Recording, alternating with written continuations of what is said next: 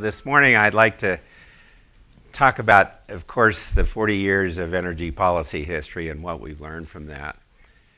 Secondly, to, of course, describe the carbon problem a little bit, and then to look at some things that we've learned about solving big problems together, and then hopefully come up with some solutions. So that's what today's all about, is solving the carbon problem together. Before I go too far, though, I'm going to start a little closer to the ground with an animal called the rhinoceros, or the rhino. Not the rhino Republicans in name only, but the real deal. The rhino is the second largest land mammal on Earth, second only to the elephant. And what's great about the rhino is it has a very special appearance, and really people get thrilled to see it. The problem with the rhino is its horn. The horn is worth more than its weight in gold. And so it's kind of like having an animal running around the plains with a bullion on its head. And so poaching has been something that people just can't stay away from. And so for about 50 years, we've been trying to figure out, how do you stop that? And I have two examples. This is a northern white rhino. There are two kinds of white rhinos in Africa, the northern white rhino and the southern white rhino. And it's just because of their geography that they're named that. The northern white rhino, we approached it together. I mean the governments, the conservation organizations, all the people involved, approached it from, if we just ban poaching, ban hunting, and enforce that, we're going to be able to save this animal. So boots on the ground was a way of making that happen.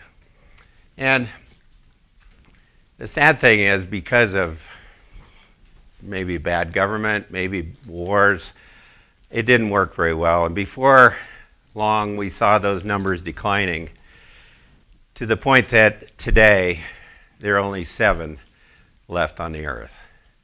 4 of which are under lock and key, sort of, in Kenya, 3 in zoos. Not a very good way to start this talk, not a very uplifting way to start this talk. But there's the southern white rhino, which has a very different story. The southern white rhino looks almost the same.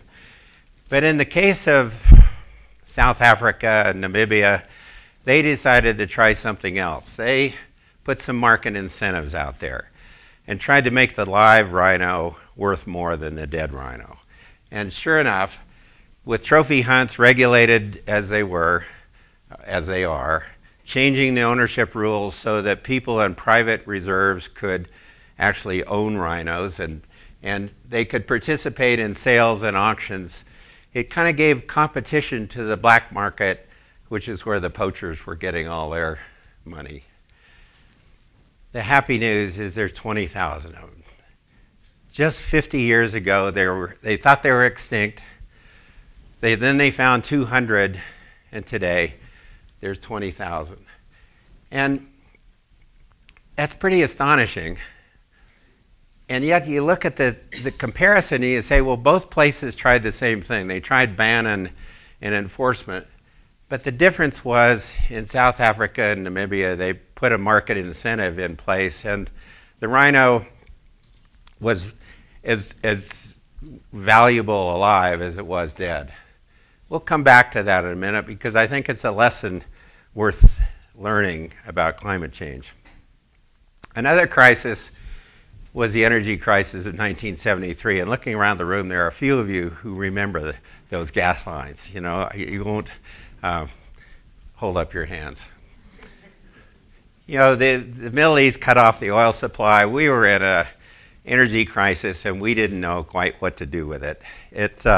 Richard Nixon was president. He called for project independence. He called for a number of things. But he created an agency called the Federal Energy Administration. And that was kind of one of the first steps to deal with this fear and doubt and concern that we had about energy. And he appointed a Stanford professor who knew absolutely nothing about energy to be head of energy conservation and environment. That would be me.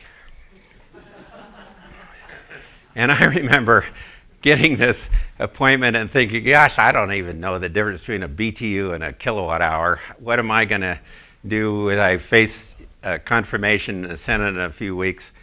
In any event, we went off and crammed and learned a little bit about it, just enough to get through confirmation. But after confirmation, I had some of the same feelings like, wow, this is the first time we've ever tried to conserve energy. But all of my colleagues had sort of the same experience. None of us knew what we were doing, so we thought, well, let's try things. And so we did. And one of the first things we tried was to change the speed limit. Thank you very much for somebody said, if we could get people to drive 55 instead of 70, we'll save 28% of our gasoline, and that'll be a great thing, and let's do it. So we did, and as most of you expect, nothing really came of it. People didn't slow down that much, and the people who did were pretty angry. Second thing we tried was a little more effective. Auto mileage at that point, miles per gallon of the new car fleet was around 13.5 miles per gallon. We said, geez, that's not very good compared to what you saw around the world. So how about auto manufacturers? Let's step up and try to better your game. And they said, no, we can't do it. The Americans won't buy anything other than what we're now selling them. So we went to Congress, and Congress supported us and said, okay, we'll make it a law. They have to double in 5 years. So we went from 13.5 to 27, and sure enough, we achieved it. And you can see here that that doubling was really quite effective, and oil prices came down. But the bad news is we just stayed there. You know, for the next 30 years, we lost our nerve and said, well, let's not try to improve it anymore. 27 is good enough. And obviously it wasn't. The good news, again, and we'll come back to this because it's quite important to the carbon problem, is EPA, under the rules, under the authority they have in the Clean Air Act, has doubled it again. So by 2025, the new car fleet is to be doubled to 55 miles a gallon. And you can imagine that's going to make quite a difference in the carbon emissions. So that was kind of a success followed by a failure, followed by a success. We put out some labels too. We thought, well, there's going to be a lot of voluntary action here by people. Let's give them information about how efficient the refrigerator or their dryer or their washer is, and let people make a choice. And it worked pretty well. Immediately, people started buying more efficient appliances. It showed up in the numbers, and manufacturers improved on that efficiency. So that program is still in effect today. If you go out to buy a washer or dryer, you'll see that label. Most of you are quite familiar with it. So that worked pretty well. Well, those are just 3 examples of things we tried. We tried a multitude of other things. But I do that as background for the carbon problem. The carbon problem, the carbon emissions problem is, you know, we might say we don't know everything we ought to know, but one thing we do know is more carbon in the atmosphere can't be good. The more we put up there, the more problems we have. And just to go through the numbers that most of you have seen, for 400,000 years, our carbon concentrations, carbon dioxide concentrations have gone between 200 parts per million and 400 parts per million. So you can just see 200 and 300, pardon me. And you can see that during that time, there was fluctuation, but it was all within a band. And only about half of that time were human beings on the planet. We started to show up around 200,000 years ago.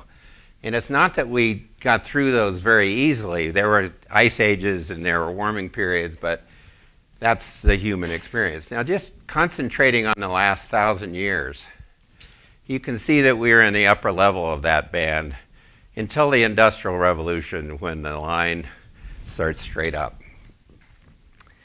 And just 2 years ago, we passed through 400 parts per million, 100 parts per million more than mankind has ever experienced. So we're sort of in the middle of a pretty ambitious experiment. Is how is it going to affect us as people? I'd like to say we're not so concerned about the planet. The planet's been through worse.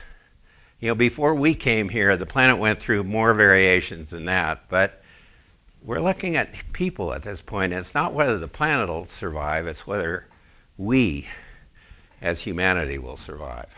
Well, the experts tell us that if we could level this off around 450, being 400 now, if we could level off about 450, we might be able to keep the warming down to 2 degrees centigrade.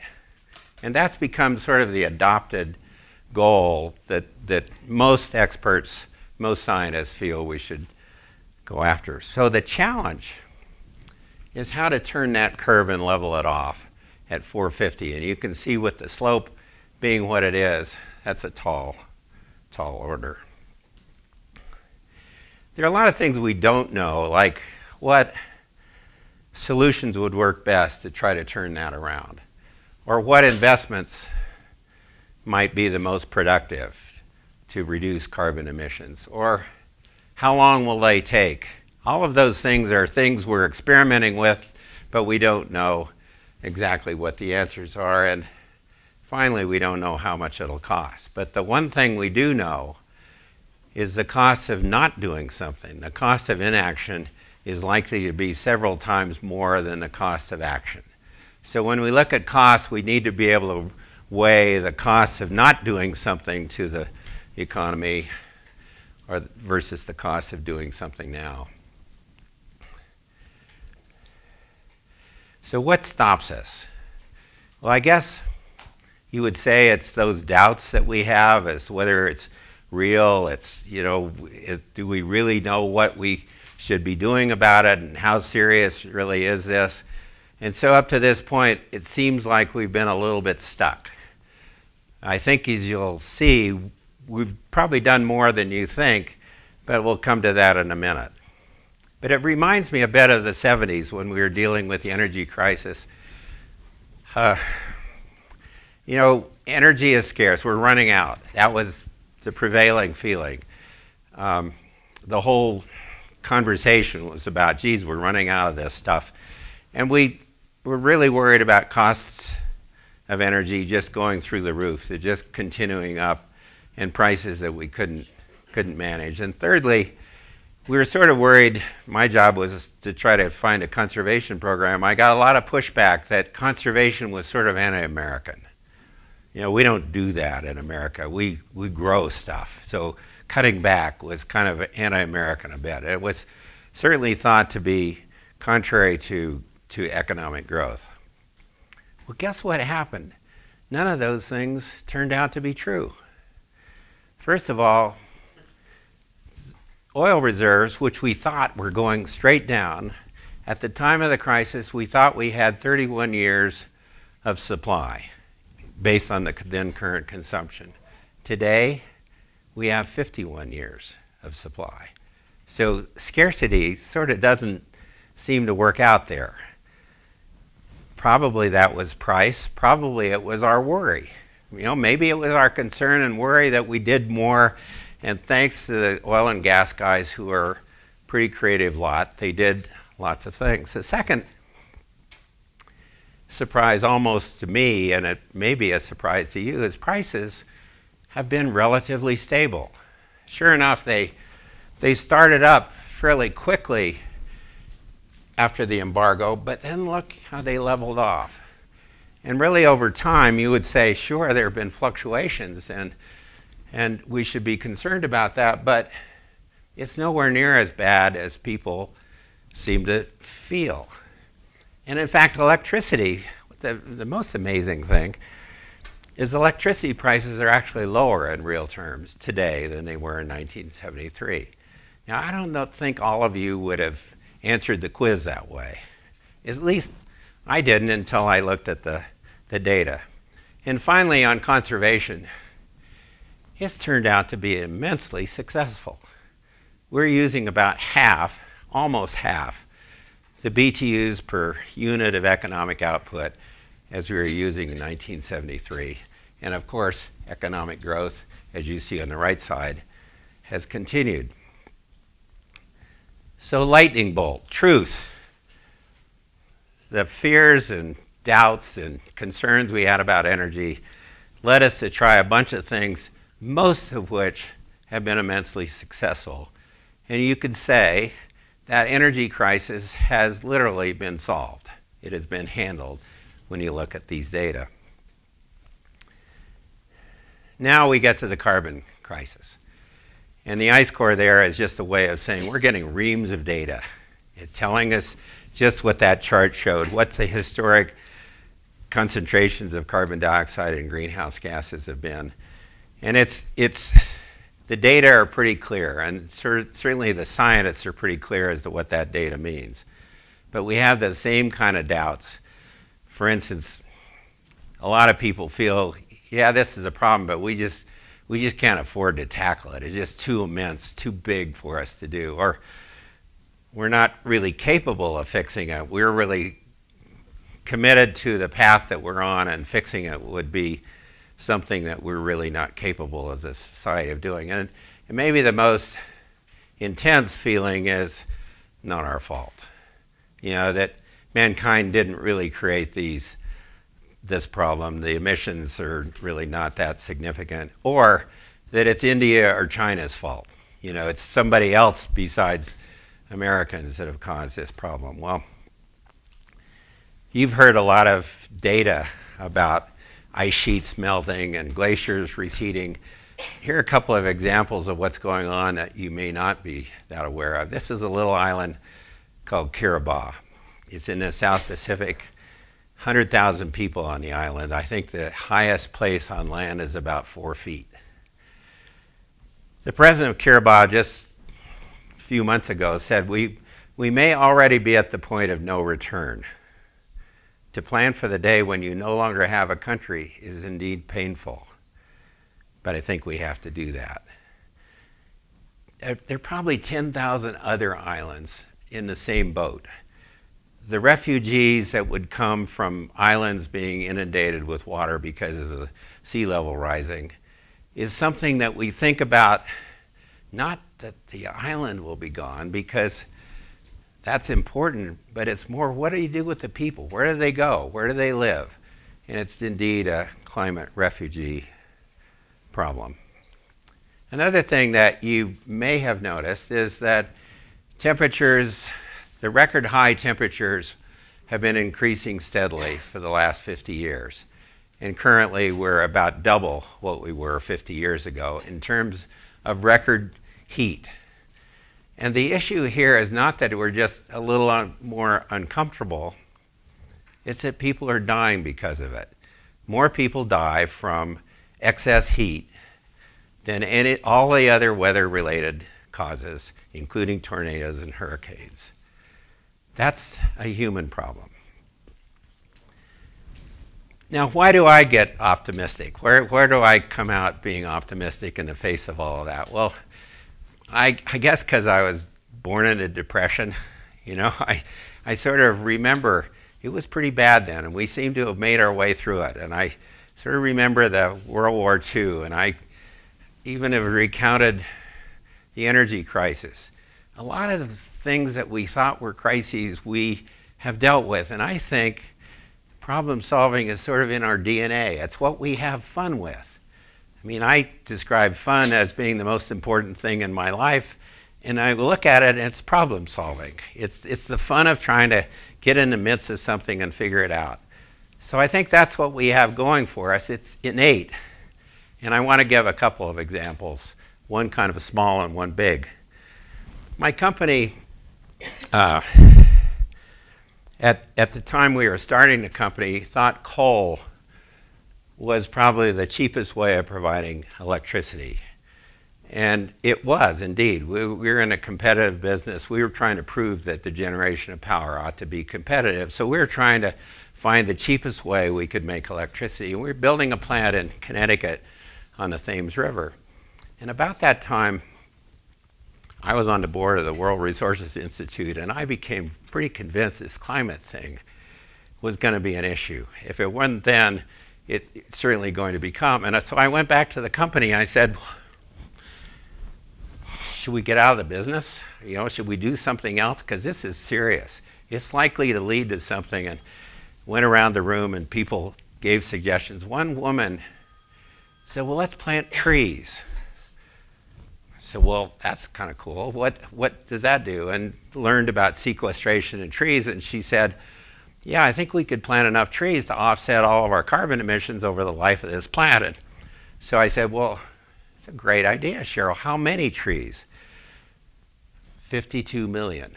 I said, my gosh, 52, how do we plant 52 million trees? Well, it turned out that CARE was doing a project in Guatemala and we could kind of piggyback on that, and so we did. And we were making about $2 million a year in profits. That's how small we were. We were a tiny company. And the cost of 52 million trees was $2 million. And so we kind of had to scratch our heads. We were fortunately a private company at that point, and we didn't have stockholders who were going to kind of raise up in rebellion if we did. So we committed the $2 million that year to planting 52 million trees. Well, how did it turn out? You know, the trees look pretty darn good. That's just a portion of them. The power plant's no longer running, but the trees are there, and they're still sequestering carbon. And I like to think that that's the first carbon neutral coal plant in the world. I don't know. Well, I wish there were a lot more. But regardless, we got a little bit of notice. Not all of it good. Here we were being lampooned in the New Yorker. The good news is we were picked up by the New Yorker, but that said, you know, it's great. You just tell him how much pollution your company is responsible for. He tells you how many trees you have to plant to atone for it. But it was fun, you know. It was something that we were trying stuff, and I think all felt the better for it. Let me tell you about a much greater success, and it's the Clean Air Act. The Clean Air Act in 1970 was passed with presidential leadership from a Republican president, and both sides of the aisle voted for it approximately 90%. So the Democrats thought it was important, the Republicans thought it was important. They came together back when that used to be something they did. And sure enough, they took on 4 of those 6 pollutants at that time. The other 2 came later, and decided that we needed to clean up our air, not just because we wanted to be able to see beautiful skies like this, but because it was having health effects. And health probably drove that decision more than the ambient air quality from an appearance standpoint. Well, look what happened. By 1990, we'd started to make real progress. That was 20 years, not bad. The 2 on the right hadn't yet been regulated, so you can see that's why they didn't go down. But in 1990, they were regulated. And sulfur dioxide, which, yeah, sorry, I should have asked all you guys in the back to come up front. This is particulate matter, 10 microns, sulfur dioxide, carbon monoxide, and VOCs, volatile organic compounds. And this is nitrogen oxides. This is a much smaller particulate matter. Well, those were the 6 criteria pollutants. And I think, again, it was Republican leadership in 1990 under Bush 41 that we made the progress we did in the amendments of the Clean Air Act in 1990. By 2012, those numbers are astonishing.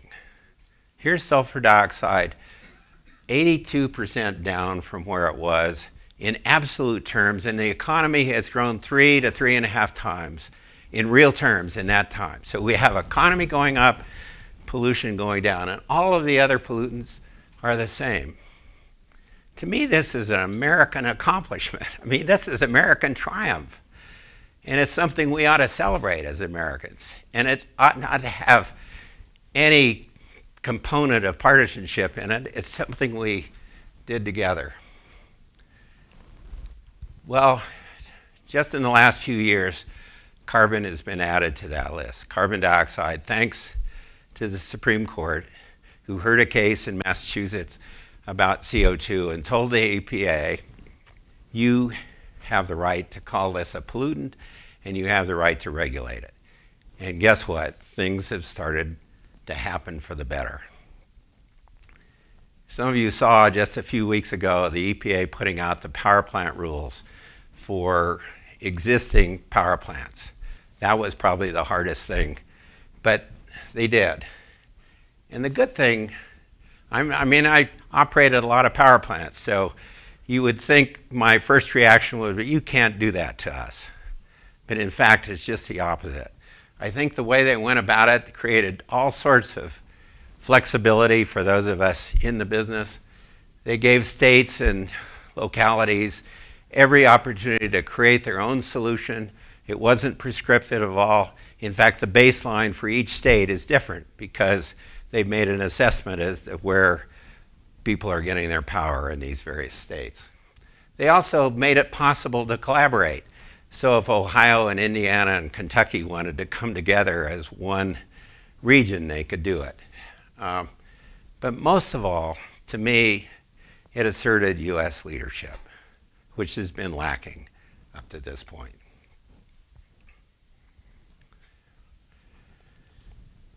A bunch of other things are happening. The C40, which is a group of mayors started by Mayor Bloomberg of cities around the world, have made an astounding commitment. 80% reduction by 2050. 80%, they call it 80-50. The baseline is 1990 too, not current. It's 1990 base, 80% down from that, which is essentially what the scientists are telling us we're going to have to do. That's astounding to me. California has put in their own cap and trade program, which is starting to become very effective. There's renewable portfolio standards, and I won't go into the details, but several states insist on a portion of the electricity coming from renewables. The Northeast states have come together to do something much like what California is doing. Clean energy tax credits for solar and wind, but the fuel economy standards may be the biggest component of all. And I think when you put the fuel economy standards that I referred to earlier and the new EPA rule, we may be in a position to go to Paris next year at the international conference and say, we're asserting some leadership. And that'll be pretty exciting if that comes about. So what stops us, I think, has turned into what saves us. Our innate sense about how you solve problems is coming to the fore. And I love this picture. It was in 1970, and it's when the Apollo 13 was recovered. This is the control room. Some of you saw that movie, Apollo 13. I mean, talk about a problem-plagued mission. My gosh, everything went wrong that could go wrong. And everything was tried to fix it that they could think of. They tried everything, including putting together some really Rube Goldberg kinds of contraptions. And this is the scene when they're finally recovered. Our twins were born in that year. I also remember it. It's the year the Clean Air Act was passed. It was, I think Vicki reminded me, it's the first year of Earth Day. It's kind of significant year. Well, we don't know everything about how they solve big problems, but it sure seems like there's some ingredients like when we solve problems, it's because we stuck together. When we solve problems, it's because we try multiple things. I think each of you can go through your own experience and say that's true. I certainly remember in the case of AES, going from three people to 35,000 people. You had to think about those kinds of things, and you had to try multiple things, but sticking together was pretty important. Well, these guys stuck together. We did that in the energy crisis. We had to fail. We had to learn from our failure. We had to fail in order to learn the things that would work.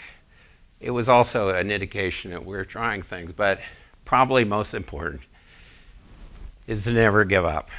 So whether it's rhinos or rockets or sulfur dioxide or startup companies, it's all the same. You just have that tenacity to stay with things. And it's never a silver bullet. It's never one solution. It's never one answer. It's a whole bunch of answers. Very seldom do we find one thing. Well, today for the carbon problem, we need government regulation, and we have it. The EPA is doing a great job of taking the sort of mandate from the Supreme Court that CO2 is a pollutant that needs to be regulated. We also have, I think as I've shown, a bunch of individual actions. So besides the things you do in your home, changing out incandescents for LEDs or buying a Prius or doing what you can, we have all these mayors and all these governors and all of these corporate CEOs that are doing pretty amazing things. The number of companies that are looking at their carbon footprint and are proud of the decline is growing. The one thing we're missing is market incentives. We don't yet have enough incentive out there for us to find solutions that save on emissions. We don't have enough incentives out there to create all of the solutions that would reduce emissions. I think that was proven in the Rhino case. The only difference between the northern and the southern was that there were market incentives. Now, I don't want to attribute every solution to market incentives, but in this case, that was exactly what happened. And that story comes from the World Wildlife Fund, not from me. 20,000 in one case is the population, the other is extinct. We found that in the energy crisis too. We had a number of cases where the market incentives, the initial price increases, led people to discover reserves and find ways of developing reserves. It increased efficiency. It certainly led to cleaner air. But on the climate, we're stuck with just the two, the regulation and the voluntary action. And my point is, we need some market incentives. We need a price on carbon. We got to make it so that it's not free to emit carbon. We've got to make it so that it's attractive for people to invent ways of using things that don't require carbon emissions. So price on carbon, I put down a carbon tax. I'm actually indifferent. I just want a price on carbon. I think carbon tax may be the most efficient way to go about it. And certainly with a tax, you could make it neutral so that if we collect funds from a tax, we could reduce something like a payroll tax so that it would just be neutral in terms of government revenues. But the important thing is we've got to make it so it's not free to pollute anymore. I guess I grew up with the experience that people are to be believed. And people are something we believe in. I believe in people.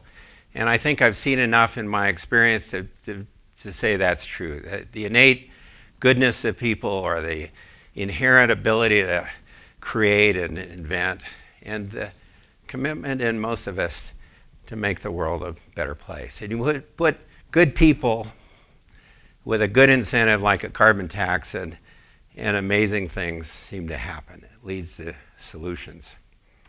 So in creating a climate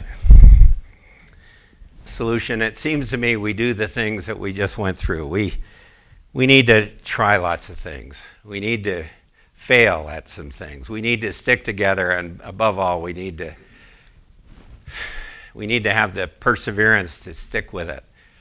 And when we do those things, it just seems like we're capable of so much together.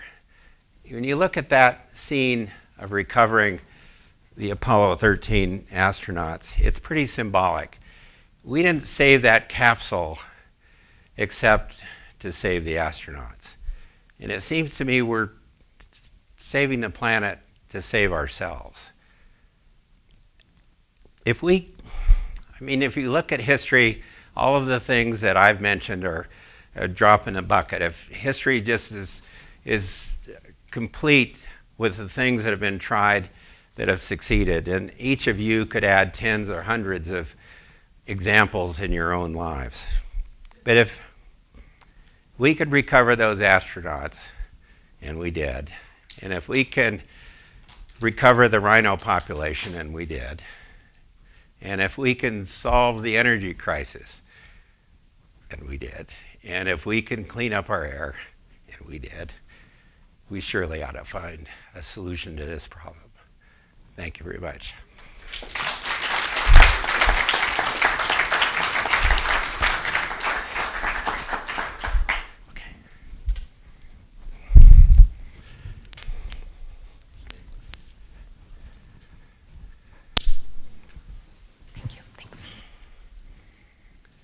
Hi, I'm Coral Davenport. I cover energy and climate policy at the New York Times. Roger, thank you so much for that great presentation. Let's just jump right in. I'm going to ask probably about 10 minutes of questions, and then we'll go to audience Q&A.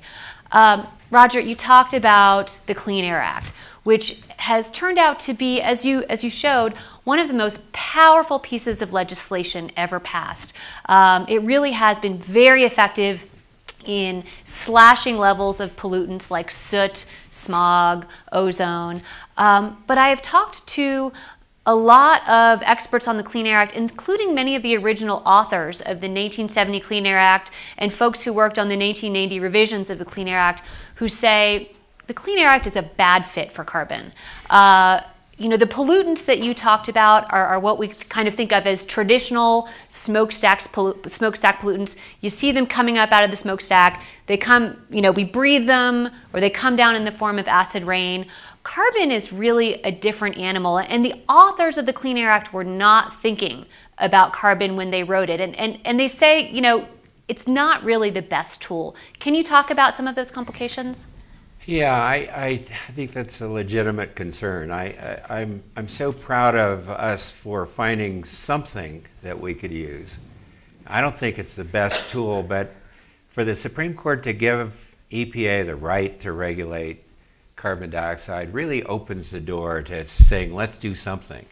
And I, for one, if somebody gave me this shot at having a carbon tax and giving up regulation, I'd do it all day long. And I think there are a bunch of Democrats on the Hill who would feel the same way. Many of us think a market price on carbon would be a much better fix than all the regulatory things. But we don't have a market price on carbon, and so EPA is saying, well, in the absence of that, we have to regulate. And that's the only authority we have.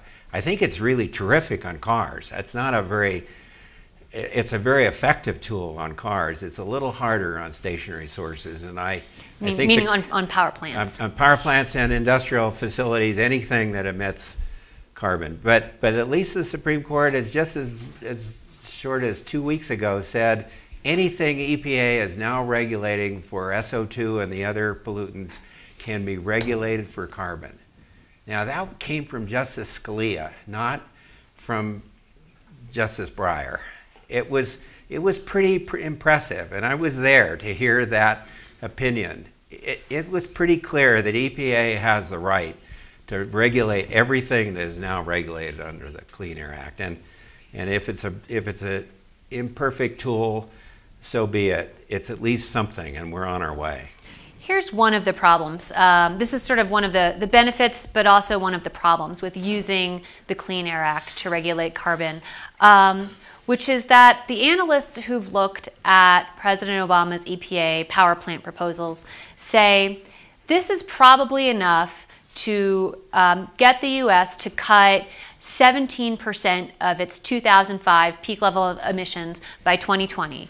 That allows President Obama to commit to the pledge that he made in 2009 in Copenhagen. He pledged to that 17% cut by 2020. But he made a second pledge, which is a lot bigger and more important, and scientists say is the key for getting where we need to go. He pledged that the U.S. would cut carbon pollution 80% by 2050. And scientists say that's a huge, steep cut. It's also absolutely essential. We've got this first 17%. We've got to get to that 80%. And the scientists and analysts who've looked at this EPA reg say there's absolutely no way it can get us to that 80%. It can get us to that 17%, but probably not much further.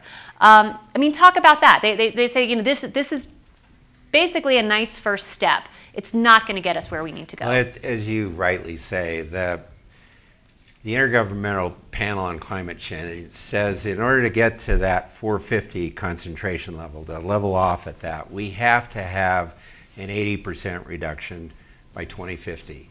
That's what Coral is talking about. That's really where we have to get to. So it's a legitimate concern that a 30% reduction by 2030 is really kind of a drop in a bucket.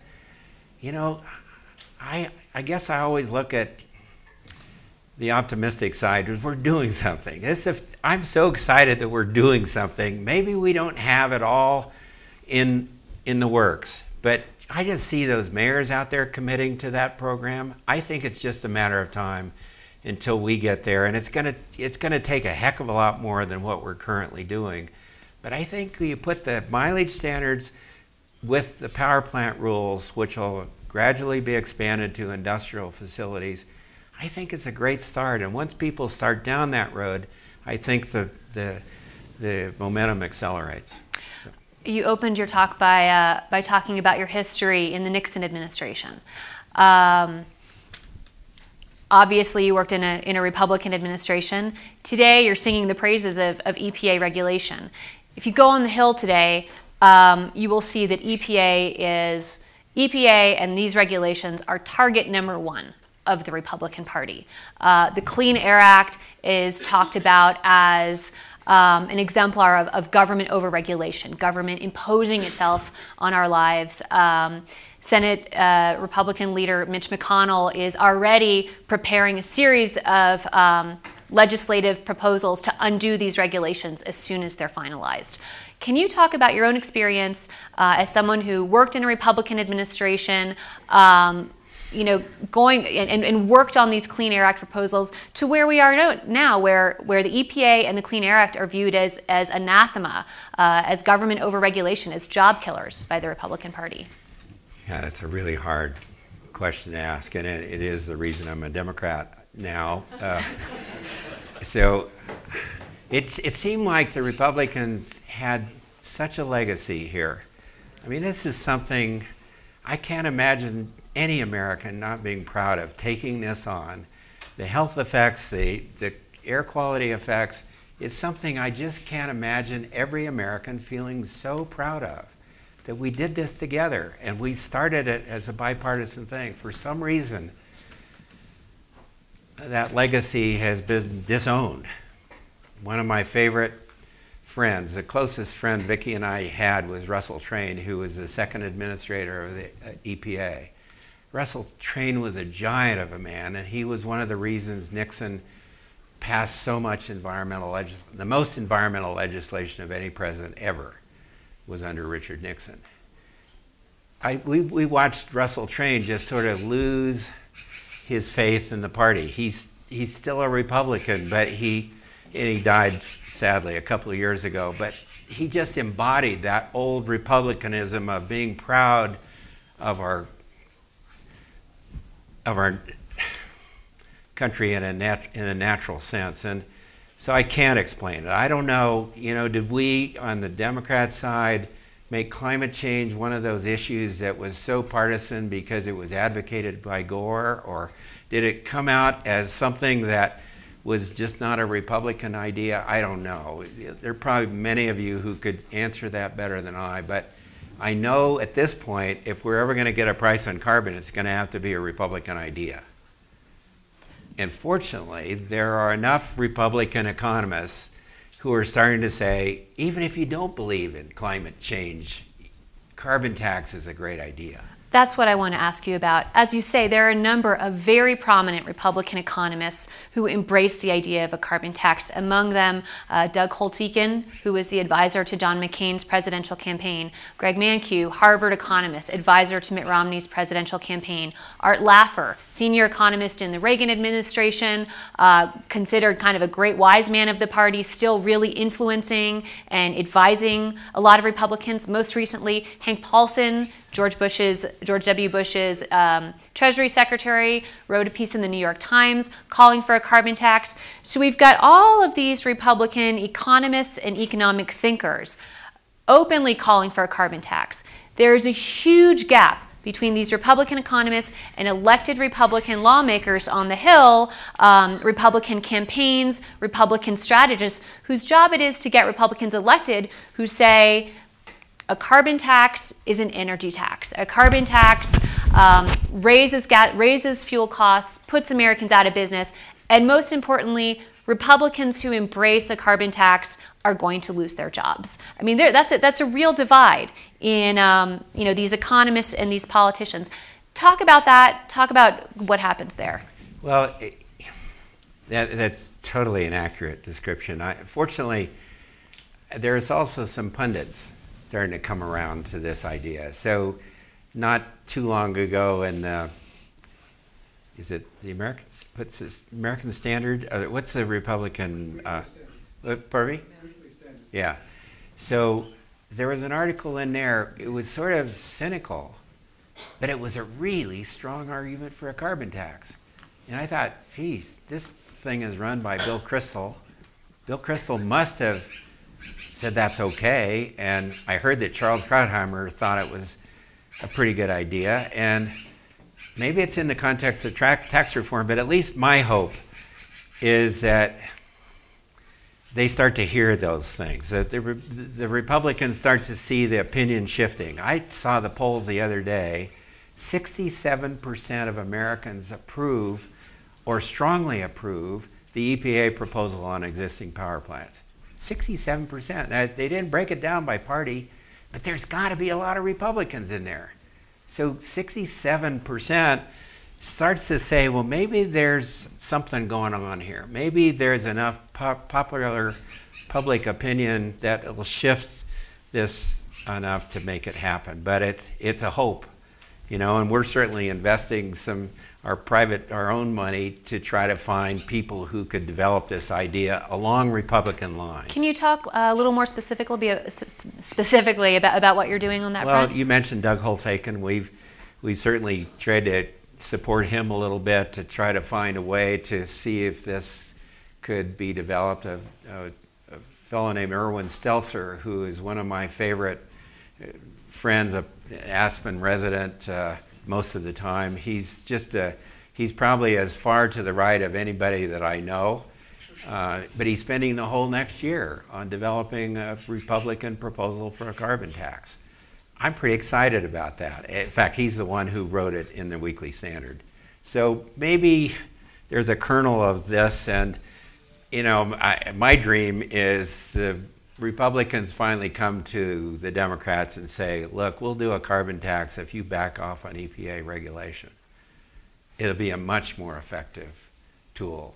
And it'll cover the whole economy, not just a segment of power plants, and particularly old power plants that are about to be retired.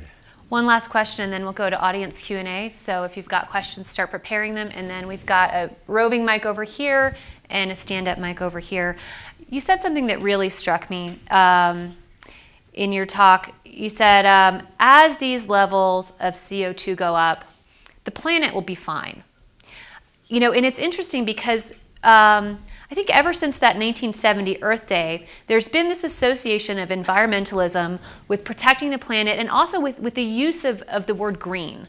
Green, if you're green, you care about the environment, you care about protecting the planet. What's interesting is that in an increased CO2 world, there's probably going to be a ton of green. Plants love green. They're going to do great. They really are going to be fine. Yeah. As you talked about, the group that's going to be hurt it's not so much the trees, but it's us. Yes. Can you talk? Is there a need to reframe I the think way so. we? I think so. Is this about green, or is it about protecting people and economic life? I've been on the board of World Wildlife Fund. I've been on the board of World Resources Institute. I've even chaired the board of the World Wildlife. Everything we framed was save the planet. Save the animals. Save the animals, save the wildlife, save nature. And I think it's just in the last 2 years it's become apparent to me that's not the issue. It's mankind is the issue. We haven't lived in conditions like this. We haven't ever. It's just kind of apparent to me the planet has gone through a lot worse. And it's been around for 4.7 billion years. We've been here at most 200,000 years. So we're just a little blip in the history of the Earth. I think the Earth does fine. It seems to have done it before. And you look at carbon concentrations over the 4.7, we don't have the data, but certainly we have it further back than 400,000 years, and they were wild. And the planet, kind of got rid of some animals and species while it was doing it, but since we came along, so I think, I may be alone at this point, but more and more of us are starting to think of it. It's a human problem. We need to save the planet. As I ended the talk, we save the planet to save ourselves. It's the things that the planet provides us that we depend on. That's what we're trying to save. We're trying to save ourselves. Okay, great. And on that note, there's a question right here.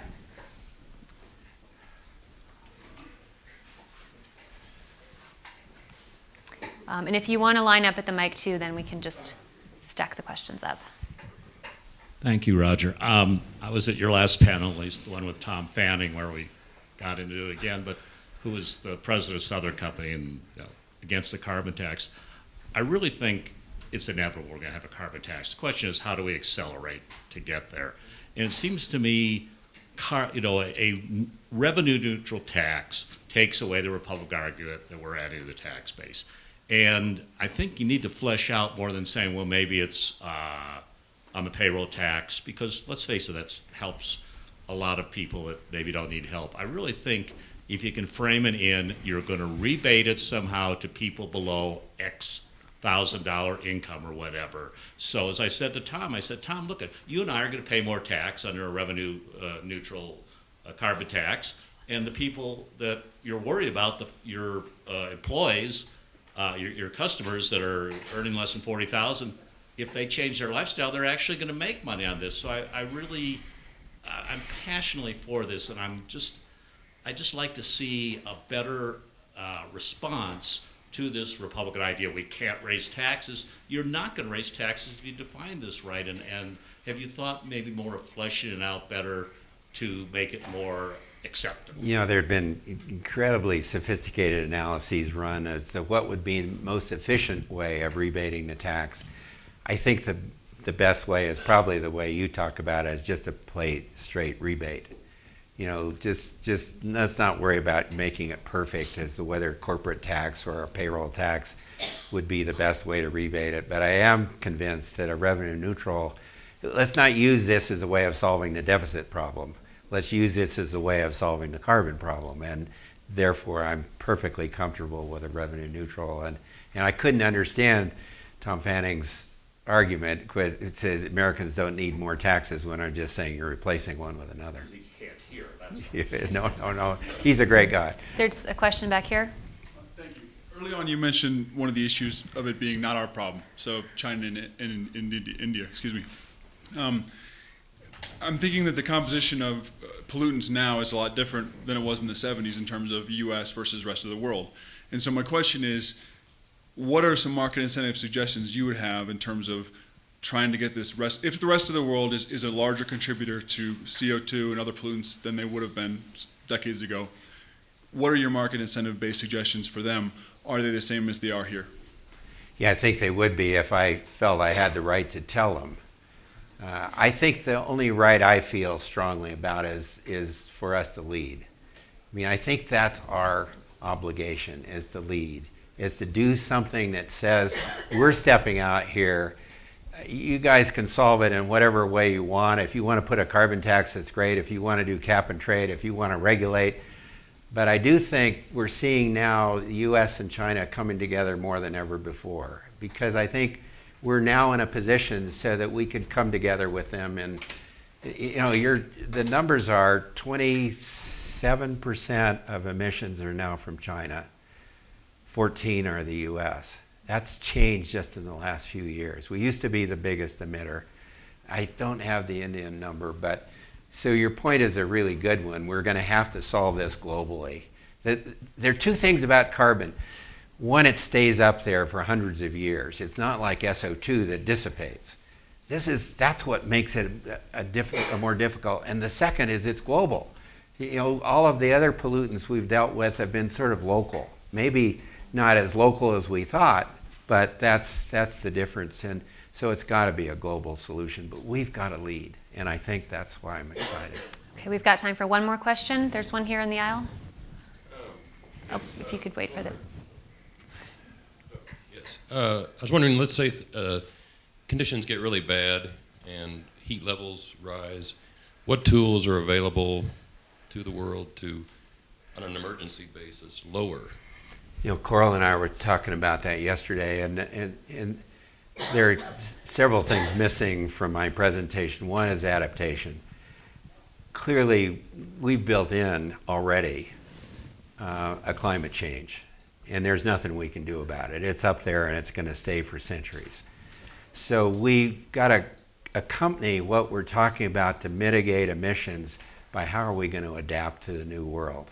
You know, we just saw enough in Sandy to know that a 1 foot sea level rise could just about wipe out all of lower Manhattan.